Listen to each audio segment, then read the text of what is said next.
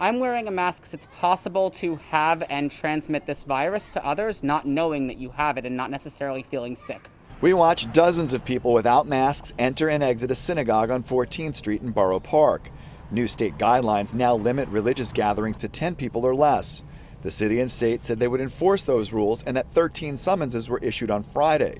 We didn't see any enforcement tonight as celebrations were underway for the Jewish holiday Simchas Torah.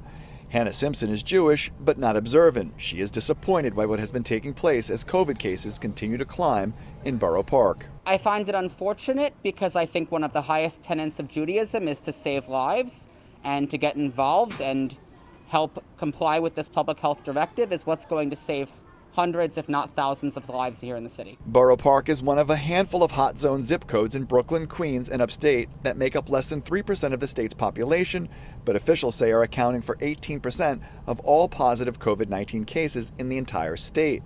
An Orthodox group went to court to try and overturn the state mandate to limit the size of gatherings, but lost. The Diocese of Brooklyn was also rejected in court. We've been safe. Everybody wears a mask when they come in. Bishop Nicholas DiMarzio of the Roman Catholic Diocese of Brooklyn says it's unfortunate that a large church like this that can seat up to 500 parishioners should be limited to just 10 people. He says since they reopened in July, they have been adhering to the rules. He believes the blanket policy for certain zip codes is unfair. The idea they have is because there's statistics in particular areas that show a spike. But there are other areas where there are no statistics, but we know that there's contagion because people are not getting tested, they're not reporting it, and so if you look at the maps, you can see that there's a mistake.